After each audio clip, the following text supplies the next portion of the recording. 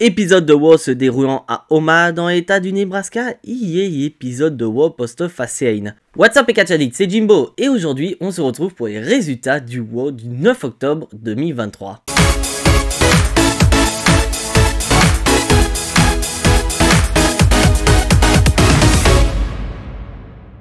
Et sans plus attendre mes chers amis Catchadict, on va accueillir notre toujours champion du monde poids lourd Seth Rollins. Un Seth Rollins qui va nous raconter que du côté de Fastlane face à Shinsuke Nakamura, il a dû dépasser ses limites pour le battre. Et là où j'ai commencé à flipper par rapport à Seth Rollins, c'est qu'il va prendre un ton assez négatif en disant combien de temps va encore durer son règne de champion. Et à ce moment là j'ai commencé à flipper en me disant ça y est, Nakamura a tellement blessé Seth Rollins qui est blessé au dos que malheureusement il est contraint de rendre son titre de champion du monde, ce qu'il ne peut plus combattre avec son dos blessé. Sauf que non mes chers amis Catchadict, Seth Rollins va littéralement nous troller et il va nous rassurer en disant que son règne de champion ne fait que commencer, mais par contre il n'est pas ressorti indemne de sa confrontation face à Shinsuke Nakamura, donc il va nous demander s'il est possible qu'il puisse se reposer au moins une soirée. Sauf que non, parce qu'on va avoir un certain Drew McIntyre qui va arriver. Et Drew McIntyre ne va pas tourner autour du pot, il veut un match de championnat face à Seth Rollins. Sauf que Seth Rollins est un peu dégoûté de ce challenge de la part de Drew McIntyre car il voulait vraiment se reposer. Mais voilà, Seth Rollins est un champion combatif donc il est prêt à affronter Drew McIntyre ce soir à WoW. Mais à Drew McIntyre il va détendre un petit peu l'atmosphère en disant mec je veux pas t'affronter maintenant parce que tu n'es pas à 100%. Donc je te propose un deal qu'on s'affronte du côté de coin de jeu, comme ça au moins tu auras temps de récupérer. Notre match sera un match à la royale. Et là Seth Rollins il va être étonné parce qu'il s'attendait à ce que Drew McIntyre profite de la situation pour demander un match ce soir à WoW. Sauf que non, Drew McIntyre il est réglo, il veut son match du côté coin de jeu. Donc Seth Rollins va demander l'avis du public pour savoir si le public de WoW est partant pour avoir une confrontation entre Seth Rollins et Drew McIntyre. Bon, c'est sans aucune surprise que le public est chaud comme la braise et va donc accepter de voir ce match entre Drew McIntyre et Seth Rollins. Donc c'est validé pour Seth Rollins et Drew McIntyre, leur confrontation aura lieu du côté de coin de jeu. Mais par contre, il y en a un qui ne va pas hésiter une seule seconde de profiter d'un Seth Rollins affaibli pour attaquer dans le dos. C'est tout simplement Damien Priest qui va démolir Seth Rollins. Parce que oui, Damien Priest n'a pas pu cacher sa manette lors de Fastlane à cause de Ula WP qui lui a littéralement confisqué. Sauf que là, apparemment, la punition est levée et va donc demander à Dominic Mysterio de lui apporter la manette avec un arbitre. Sauf que malheureusement pour Damien Priest, Drew McIntyre va s'en mêler. C'est vrai que c'est étonnant parce que dès que Damien Priest a attaqué Seth Rollins, Drew McIntyre n'est pas intervenu. Alors que là, il intervient et il va même porter un Glasgow Kiss sur Dominic Mysterio. Donc une situation qui ne va pas du tout perdre à Damien Priest mais qui va être profitable à Seth Rollins car il va profiter de cette distraction pour se débarrasser de Damien Priest. Et malheureusement pas de bol pour toi Damien Priest, lors de Fastlane, Mamie t'a supprimé ta manette. Et à Drew McIntyre qui vient littéralement d'inventer une discipline olympique qui est le lancer de manette. Donc un comportement assez bizarre de la part de Drew McIntyre. Tellement bizarre qu'un peu plus tard, Seth Rollins va demander des explications à Drew McIntyre. Et Drew McIntyre va s'expliquer de manière tout à fait simple. S'il est intervenu en s'en prenant à Dominic Mysterio, c'est que tout simplement le Judgment Day s'est mêlé de ses affaires. Parce que oui, pour ceux qui ne sont pas au courant, il y a de ça quelques semaines, Drew McIntyre n'intervenait absolument pas pour venir en aide à Jey Uso ou encore au New Day, et Drew McIntyre s'est justifié en disant que dorénavant il se mêlera uniquement de ses affaires. Donc le fait que Judgment Day décide de se mêler de ses affaires était une bonne raison pour intervenir. Donc voilà, c'est assez logique pour Drew McIntyre d'être intervenu dans ce cas de figure. Et c'est donc officiel mes chers amis Catchadict, du côté de Konjo, Drew McIntyre affrontera Seth Rollins pour le titre World Heavyweight. Et pas putain WWE, vous avez pas mis beaucoup de temps pour officialiser le premier combat du côté de Konjo. Alors que du côté Fastlane, vous avez quand même mis pas mal de temps. Et après cet incroyable opener, mes chers amis Catchadict, il serait peut-être temps de passer au premier match de la soirée. Et comme premier match de la soirée, on va démarrer par un match qui nous avait été annoncé, le Viking Rules match entre Ivar et Kofi Kingston. Et on va avoir droit à un très bon combat entre Kofi Kingston et Ivar qui vont vraiment utiliser la stipulation à 100%, c'est-à-dire qu'ils vont utiliser des boucliers ou encore des tables. Après personnellement, j'ai plus aimé leur dernière confrontation il y a de ça quelques semaines. semaine, mais ce match voilà, reste quand même dans la continuité de leur rivalité, et la chimie entre Ivar et Kofi Kingston fonctionne très bien une fois que tu leur laisses pas mal de minutes dans le ring, et au bout de quelques minutes de combat, on va avoir Xavier Woods et Valhalla qui vont intervenir à l'extérieur, donc ce qui fait que toutes ces interventions vont être profitables à Ivar et qui va dans un premier temps faire passer Kofi Kingston à travers une table et en finir avec ce dernier avec un moonsault de la 3ème corde pour le compte de 3. Donc Ivar remporte une victoire après avoir subi beaucoup de défaites ces derniers temps des mains de Kofi Kingston ou encore de Xavier Woods, et c'est toujours agréable de voir Ivar porter un moonsault de la 3ème corde, parce que pour rappel c'est quand même une prise qui n'est pas forcément adaptée au gabarit de Ivar, donc ça reste toujours assez spectaculaire quand il décoche cette prise de la 3ème corde. Mais voilà, est-ce que cette rivalité entre Ivar et New Day est officiellement terminée, puisqu'on sent que dans les prochaines semaines, Eric pourrait très bien faire son retour et ainsi reformer les Viking Raiders aux côtés de Ivar pour pourquoi pas terminer cette rivalité avec New Day. On verra ça. Dans le but de se venger des attaques subies il y a de ça quelques semaines des mains d'une certaine Nia Jax, et ben on va retrouver Raquel Rodriguez dans le ring qui va confronter Nia Jax. Bon, en soi le match, j'ai pas grand chose à dire, le match est plutôt correct, mais c'est surtout un match qui va tourner à l'avantage de Nia Jax. Mais voilà, malgré toute cette domination, Raquel Rodriguez va nous faire une dinguerie puisqu'elle va réussir à porter une powerbomb sur Nia Jax, et à ce moment là le public de WoW est réveillé, mais il y en a une qui va également se réveiller suite à cette powerbomb, c'est la championne Rhea Ripley qui à son tour va vouloir s'en prendre à Nia Jax, car en plus de Raquel Rodriguez, Nia Jax s'en était pris également à Rhea Ripley. Donc on va partir sur une confrontation entre Nia Jax et Rhea Ripley qui va tourner rapidement à l'avantage de la championne, mais il y en a une autre qui veut aussi s'en prendre à Nia Jax, c'est Shayna Baszler, et donc Shayna Baszler va également s'en prendre à Nia Jax, ce qui ne va pas faire plaisir à la championne qui va directement confronter Shayna Baszler, car Rhea Ripley veut être la seule qui veut se débarrasser de Nia Jax et elle n'accepte pas que d'autres personnes interfèrent dans ses affaires, que ce soit Raquel Rodriguez et Shayna Baszler, sauf que Shayna Baszler veut montrer à tout le monde que depuis sa victoire face à Ronda Rousey, elle est la femme la plus dangereuse à la WWE, et donc quelle est la meilleure façon que de s'en prendre à Rhea Ripley? Sauf que Rhea Ripley est très loin d'en avoir terminé avec Shayna Baszler, donc un peu plus tard, Rhea Ripley tellement énervée du comportement de Shayna Baszler va aller voir Adam Pearce, et Rhea Ripley elle va pas tourner autour du pot, elle veut un match face à Shayna Baszler, car elle n'a pas trop apprécié que Shayna Baszler se met de ses affaires, et que Rhea Ripley veut rappeler à tout le monde que c'est elle la championne, c'est elle qui domine le roster féminin du côté de Raw, donc quoi que de mieux qu'un match face à Shayna Baszler pour en faire un exemple. Donc Adam Pearce va accepter la demande de Rhea Ripley et on aura donc la semaine prochaine à Raw Shayna Baszler contre Rhea Ripley. Donc en soi, on a eu droit à un énorme bordel, mais un très bon bordel. Sauf que le problème, c'est que tu sens que le cœur de cette rivalité, c'est Nia Jax. Car vraiment, le centre de la rivalité, c'est même pas le titre féminin de Rhea Ripley, c'est Nia Jax. Et j'irai même plus loin, l'enjeu,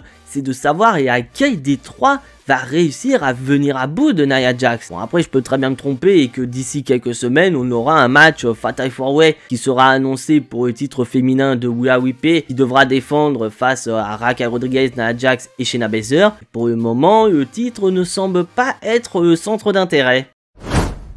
Et maintenant mes chers amis catch addicts, il est temps d'accueillir Michael Cole, un Michael Cole qui va interviewer nos nouveaux champions tag team Jey Uso et Cody Rhodes. Et donc bien sûr Cody Rhodes et Jey Uso sont hyper contents d'avoir remporté leur confrontation face au Judgment Day du côté de Fastlane. Et là Michael Cole va poser une question très intéressante à Cody Rhodes, car on sait tous que Cody Rhodes a une histoire en cours avec un certain Roman Reigns, mais que là maintenant qui est devenu le nouveau champion tag team aux côtés de Jey Uso, Michael Cole demande à Cody Rhodes si c'est vraiment la fin de son histoire. Est-ce que le titre tag team était le titre qu'il souhaitait? Ou bien sinon, Cody Rhodes a choisi littéralement le plan B, parce qu'il sentait peut-être qu'au fond de lui, il n'était pas capable de venir à bout de Roman Reigns, et donc la peur a envahi Cody Rhodes et qu'il n'a pas voulu une nouvelle fois confronter Roman Reigns de peur de subir un nouvel échec. Donc des questions qui sont très intéressantes et qui font un petit peu mal au moral de Cody Rhodes. Et au moment où Cody Rhodes s'apprête à répondre à Michael Cole,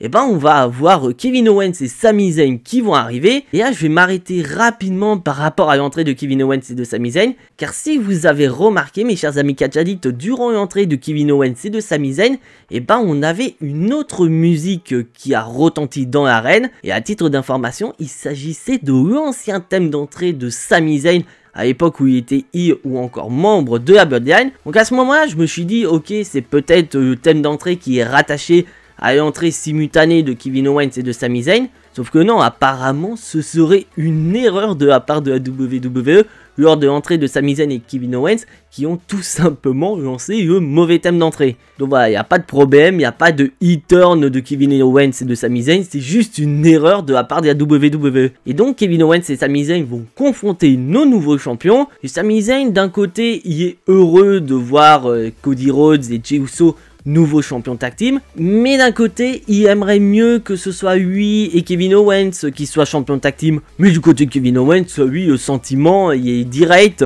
il n'est pas du tout d'accord à cette idée de voir Jey Uso et Cody Rhodes nouveau champion tag team, alors que pour lui les titres de champion leur reviennent de droit. Donc il va directement dans le vif du sujet, il veut un match de championnat face à Cody Rhodes et Jey Uso pour les titres tag team. Et il ira même tacler Jey Uso en disant voilà, le match il y aura certainement pas lieu ce soir à Raw, de peur que Jey Uso perde une deuxième fois les titres tag team des mains de Kevin Owens et de Sami Zayn. Donc une petite pique ne va pas du tout apprécier Jey Uso. Donc pour calmer tout ça, Cody Rhodes accepte le challenge de Sami Zayn et de Kevin Owens, et il ira même beaucoup plus loin car il a annoncé la couleur. Ce soir, lors du main event de Raw, Cody Rhodes et Jey Uso défendront leur titre de champion tag team face à Kevin Owens et Sami Zayn. Franchement, j'ai adoré cette promo et je suis impatient de voir le main event entre ces deux équipes. Mais encore un épisode de Raw où Cody Rhodes ne va pas vraiment pouvoir parler. Suite à un match de championnat annoncé, là on va retrouver 3 catcheurs qui vont justement se battre pour obtenir une opportunité face au champion intercontinental Gunther. Et bah ces 3 catcheurs sont ni plus ni moins que Bronson Reed, Ricochet et Chad Gable. Et à noter mes chers amis catch addicts que juste avant le combat, on va avoir Ricochet qui va se faire attaquer par Shinsuke Nakamura. Car un peu plus tôt durant cet épisode de Raw, on a eu une interview de Shinsuke Nakamura et on voulait tous savoir quelle était la suite pour Shinsuke Nakamura suite à sa défaite face à Seth Rollins. Sauf que Shinsuke Nakamura ne va rien dire du tout. Et par contre, il y en a un qui va dévoiler la suite pour lui et probablement pour Shinsuke Nakamura. Et bah c'est Ricochet qui va tout simplement s'en prendre aux japonais. Parce qu'à titre d'information, lors des derniers épisodes de Raw, Shinsuke Nakamura a attaqué Ricochet. Tout simplement parce que Ricochet a pris la défense de Seth Rollins. Donc Shinsuke Nakamura n'a pas trop apprécié que Ricochet se mêle de ses affaires. Il a donc décidé de l'attaquer. Sauf que la semaine dernière, Ricochet était blessé et il avait annoncé qu'une fois qu'il serait rétabli, il s'occuperait du cas de Shinsuke Nakamura. Et c'est donc un Ricochet affaibli qui avance dans le ring pour affronter Bronson Reed et Chad Gable pour obtenir une opportunité face à Gunther la semaine prochaine à Raw. Et bordel, nous avons droit à un très bon match triple menace entre les 3 catcheurs, où vraiment on a une belle alchimie entre ces 3 catcheurs et on a vraiment des styles bien différents entre les 3, avec bien sûr d'un côté un Bronson Reed qui est présenté comme l'homme fort de ce match triple menace, et de voir un Chad Gable porter une German suplex sur un type tel que Bronson Reed, c'est toujours agréable à voir. Et malgré le fait que Chad Gable et Ricochet tentent de s'allier pour venir à bout de Bronson Reed, et bah Bronson Reed est beaucoup trop fort et parvient même à s'occuper de Ricochet et de Chad Gable en même temps, et le match va donc se conclure par Bronson Reed qui va porter son Tsunami Splash pour le compte de 3 et ainsi obtenir une opportunité la semaine prochaine face au champion intercontinental Gunther. Et personnellement, je trouve que c'est mérité pour Bronson Reed d'obtenir cette opportunité, car c'est vrai que depuis pas mal de semaines du côté de Raw, Bronson Reed enchaîne les victoires, et donc petit à petit, Bronson Reed gagnait des niveaux, et c'était sûr à 100% qu'un jour ou l'autre, il allait croiser le fer avec le champion intercontinental Gunther. Et donc franchement, je suis impatient d'être la semaine prochaine à Raw pour voir cette confrontation entre Bronson Reed et Gunther. Bon après ça veut pas dire que Bronson Reed va forcément gagner, mais tu sens quand même que Gunther va avoir beaucoup à faire face à Bronson Reed. Et bien sûr, c'est un Ricochet malheureusement affaibli qui ressort avec une défaite. Et Ricochet va tellement être énervé à cause de cette attaque de Shinsuke Nakamura que si ça se trouve, si Nakamura n'était pas intervenu, Ricochet aurait pu remporter le combat. Et bah Ricochet veut régler ses comptes avec Shinsuke Nakamura, sauf que malheureusement Nakamura n'est plus là, il s'est barré depuis un petit moment. Et donc Adam Pearce va croiser Ricochet et va lui annoncer la couleur. Et la semaine prochaine du côté de Raw, il affrontera Shinsuke Nakamura dans un Fall Count Anywhere match. C'est un match aussi que j'attends avec impatience. Dans le but de prouver sa valeur auprès du Judgment Day, JD McDonagh avance dans le ring pour affronter Drew McIntyre. Bon, en soi, j'ai pas grand chose à dire sur le combat, c'est Drew McIntyre qui va dominer la rencontre, jusqu'à ce que Dominic Mysterio intervienne à plusieurs reprises pour aider JD McDonagh à inverser la tendance. Mais voilà, Drew McIntyre est beaucoup trop fort et va donc remporter le combat avec son Claymore Kick. Donc une victoire qui fait plaisir pour Drew McIntyre qui s'apprête à affronter Seth Rollins dans 3 semaines du côté de Quanjo. Mais malheureusement du côté de JD McDonagh, c'est encore une nouvelle défaite. Une défaite qui a été vue par Damien Priest et Willa Wipe. Et là Willa Wipe swing qui a une idée derrière la tête. Et ce qui va laisser Damien Priest et nous autres catch addicts, et bah avec une grosse interrogation, quel est le plan de Willa Wipe? Et bah justement on a pu voir lors de la confrontation entre Adam Pearce et Ricochet, et bah qu'en arrière-plan on avait Willa Wipe qui était en train de taper à Cosette avec Drew McIntyre. Donc est-ce que Willa Wipe ne serait pas en train de proposer une place au sein du Judgment Day pour Drew McIntyre? Puisque JD McDonagh n'arrive pas à prouver sa valeur et que Drew McIntyre est le challenger numéro 1 au titre de championnat de Seth Rollins, donc il y a peut-être des négociations en cours entre Willa Wipe et Drew McIntyre.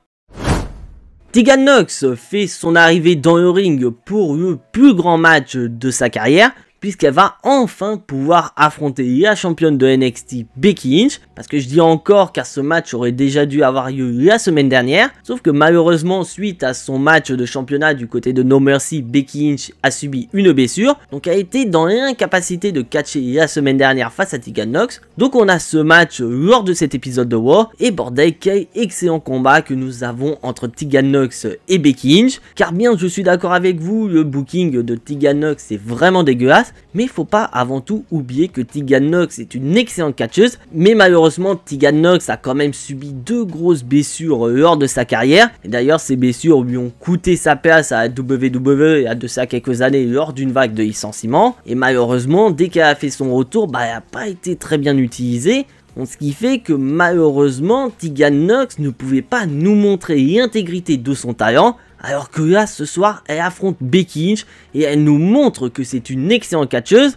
Donc après en face d'elle c'est pas n'importe qui, ça reste quand même Becky Lynch, une Becky Lynch qui clairement est en train de montrer qu'il y a beaucoup de très bonnes catcheuses du côté de la WWE, et justement le fait que Becky Lynch soit championne, je trouve que c'est une excellente idée, car là du côté de Raw elle met quand même Tegan Nox en avant, et on peut laisser supposer que dans les prochaines semaines elle mettra une certaine Xia en avant. Parce que oui, avant le combat, Xia a confronté Becky Lynch et elle a exprimé sa volonté d'obtenir un match de championnat dans le futur. Donc clairement, Becky Lynch, elle ne sert qu'à une seule chose, c'est de mettre les autres catcheuses en avant. Notamment des catcheuses qu'on ne voit plus beaucoup dans le roster principal. Et de plus, du côté de NXT, elle met les jeunes catcheuses telles que Tiffany Stratton en avant. Donc franchement, ça fonctionne super bien. Mais malheureusement, bien que Tegan Nox soit préparée et soit déterminée à venir à bout de Becky Lynch, c'est malheureusement Becky Lynch qui va lui porter son disarmer pour la soumission finale et repart de Monday Night Raw avec le titre de championne de NXT. Donc bien que ce soit une défaite pour Tegan Nox, et je trouve personnellement qu'elle n'a pas entièrement perdu lors de ce combat, parce que clairement suite à ce combat face à Becky Lynch, elle est vraiment mise en avant, à quel point que suite à sa défaite, elle va être consolée par de nombreuses catcheuses, notamment Natalya, Katana Chance ou encore Kaden Carter. Mais par contre, il y en a 2 qui ne vont pas du tout la féliciter, ce sont les championnes tag team Chelsea Green et Piper Niven, et tout ça va donc conduire à un match entre Piper Niven et Natalya la semaine prochaine, et tu sens que malgré cette défaite de Tegan Nox, la WWE compte la mettre en avant, avec pourquoi pas une association avec Natalya pour confronter Chelsea Green et Piper Niven d'ici les prochaines semaines, avec pourquoi pas le titre de championne féminine en jeu. Et maintenant, mes chers amis catch addicts, il est temps de passer au main event de cet épisode de Raw, le match tag team qui va opposer Jey Uso et Cody Rhodes face à Kevin Owens et Sami Zayn. Et bordel, nous avons droit à un excellent match tag team entre ces deux équipes. Bon après moi personnellement quand ce match a été annoncé, j'étais pas du tout surpris de la qualité du match qu'on allait avoir. Parce que clairement tu sens que ce sont eux qui jouent le rôle de heel dans cette confrontation. Et d'un côté ça me paraît assez logique puisqu'on a affaire à un Kevin Owens qui ne fait toujours pas confiance à Jey Uso, dont tu as ce sentiment de haine qui est retranscrit à chaque fois que Kevin Owens porte ses coups à Jey Uso. Bon après d'un côté, Sami Zayn, bien qu'il ait pardonné à Jey Uso, bah, tu sens quand même un petit peu de frustration qui se dégage de lui, parce qu'il aimerait bien que ce soit lui et Kevin Owens qui soient nos nouveaux champions, et non Cody Rhodes, c'est Jey Uso. Donc vraiment, on a tous les ingrédients pour avoir un excellent main event ce soir à Raw. Et personnellement, je trouve qu'on a eu cet excellent main event ce soir à Raw. Et au bout d'une quinzaine de minutes de combat, Cody Rhodes et Jey Uso vont porter leur nouvelle prise de finition. Donc en gros, c'est une combinaison entre le 1D et le Cody Cutter. Mais là où j'ai vraiment flippé, c'est que quand Cody Rhodes porte son Cody Cutter, et bah il va mal retomber au niveau du cou. Mais bon, plus de peur que de mal, Cody Rhodes a l'air d'aller bien. Et ils vont donc enchaîner avec le tombé sur Kevin Owens pour le compte de 3. Et ils vont donc ainsi conserver leur titre de champion tag team. Et ils iront donc la semaine prochaine à Raw confronter une nouvelle fois le Judgment Day, qui eux ont réussi à obtenir un nouveau match de championnat. Bon, c'est surtout grâce à Rhea Ripley qui a fait fonctionner ces relations. Donc merci Rhea Ripley, ça fait plaisir. Parce que là on va passer à la fin du match qui est vraiment incroyable, car Sami Zayn va montrer son respect en félicitant Jey Uso et Cody Rhodes pour leur victoire avec une poignée de main. Sauf qu'au début Kevin Owens lui il est pas trop de cet avis et va vouloir se barrer, mais après mûre réflexion il va rejoindre Sami Zayn, Cody Rhodes et Jey Uso dans le ring, et il va également montrer son respect en les félicitant avec une poignée de main. Mais au moment où il va féliciter Jey Uso, ce dernier non seulement va lui serrer la main, mais il va surtout lui faire une accolade. Donc vraiment une image pour montrer à Jey Uso qui a finalement acquis la confiance de Kevin Owens. Parce que attention, je viens de dire qu'il a acquis la confiance de Kevin Owens. Kevin Owens n'a pas pardonné à Jey Uso selon moi. Car je pense que ça va être un travail qu'on va avoir au fil du temps avec un Kevin Owens qui petit à petit va pardonner à Jey Uso jusqu'à entièrement lui pardonner tout ce qui s'est passé à l'époque où il était membre de la Bloodline. Et franchement c'est un après-match que j'ai trouvé excellent et qui termine un très bon épisode de Raw. Et je dirais même que c'est l'un des meilleurs, si ce n'est le meilleur Raw après un PLE. Donc voilà mes chers amis catch addicts, c'est tout pour ces résultats de Raw. Si bien sûr vous appréciez ce que je fais, n'hésitez absolument pas à lâcher votre plus gros pouce bleu qui fait très plaisir à la chaîne. Et pour le recensement sur YouTube, ça fait plaisir. Si bien sûr vous n'êtes pas encore abonné à cette chaîne YouTube, vous savez ce qu'il vous reste à faire après avoir vu cette vidéo. C'est de cliquer sur le bouton abonner, c'est entièrement gratuit et ça soutiendra la chaîne. Surtout qu'on se rapproche petit à petit des 1300 abonnés sur la chaîne. C'est clairement une dinguerie. Et bien sûr, si vous voulez être informé de la sortie des nouvelles vidéos sur la chaîne, n'hésitez absolument pas à activer la petite cloche. Et en parlant de vidéos, mes chers amis catch addicts, on se retrouve jeudi pour une toute nouvelle vidéo. Je ne vous dis rien sur le sujet, mais en attendant, soyez tous très fiers d'être des catch addicts. C'était Jimbo, et à la prochaine.